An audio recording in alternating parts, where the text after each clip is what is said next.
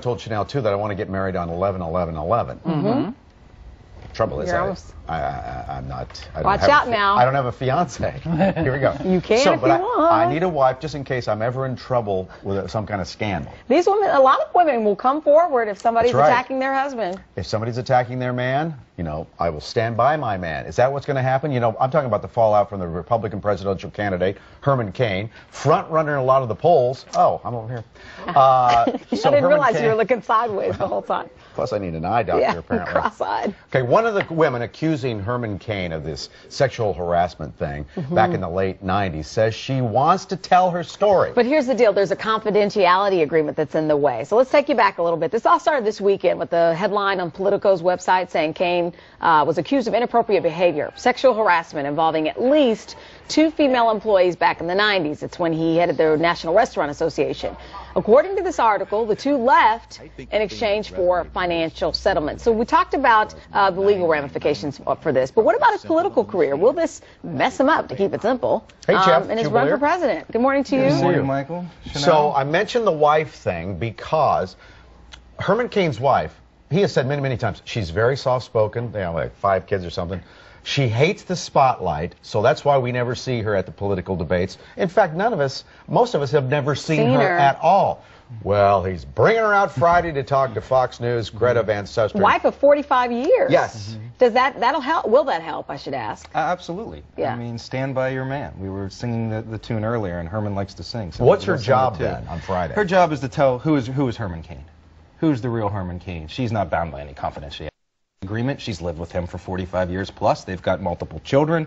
And, you know, we tend to feel sorry, frankly, we think about Hillary Clinton. We think about when the wife speaks, when the wife speaks, we think, oh, she is the one who, you know, has to live with this. Whether or not the allegations are true. True. Perception is reality. Dina McGreevy. Well, speaking of perception, one thing that I noticed, and you do PR and strategy and all of that, his answers kind of changed a little bit in the course of one day. First, he said he didn't remember anything, and then he said, oh, there was this one woman, and I just told her she was about here, which is like my wife. Does that affect this at all? It does, in the sense because we don't know the facts. I mean, you say in this business, you know, what are the facts first? Before you go out and talk, what are the facts? Now, Herman Cain was, Herman Cain was scheduled to be at the National Press Club the day that this all broke. So he was already out. To his credit, or his campaign's credit, he's out there. You like to hear from the man, you know, but it's got to be careful. But you're right, Chanel. His story changed from the morning to the afternoon. Maybe he got more facts, but he didn't say that. No. He's saying, I mean, he remembers. Let's be real. Yeah. And it's important that he communicates and he takes responsibility, even if it's a misunderstanding. Because what are we talking about now? We don't know the facts, so we're thinking, what's true? The innuendo in the rumor fills the gap. Sure does. And he did make a mistake. I mean, it was 12 years ago.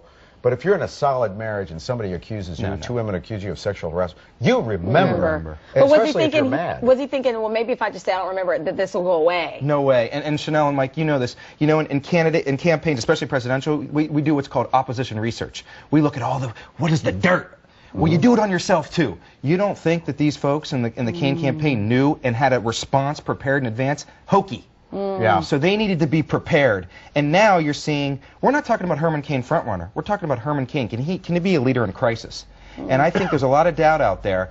You know, it's funny. Ironically, what's he short up support among? Social conservatives. They're saying, the media, you guys, it's your fault. The opposite effect with people who are trying to almost protect him or say, you know what, now they're just picking on him. Well, there's a little bit of that, but I don't know if that's going to take Herman Cain from 20% to 30%. I think that's going to make it helps Mitt Romney to be. Well, oddly, it is making him money.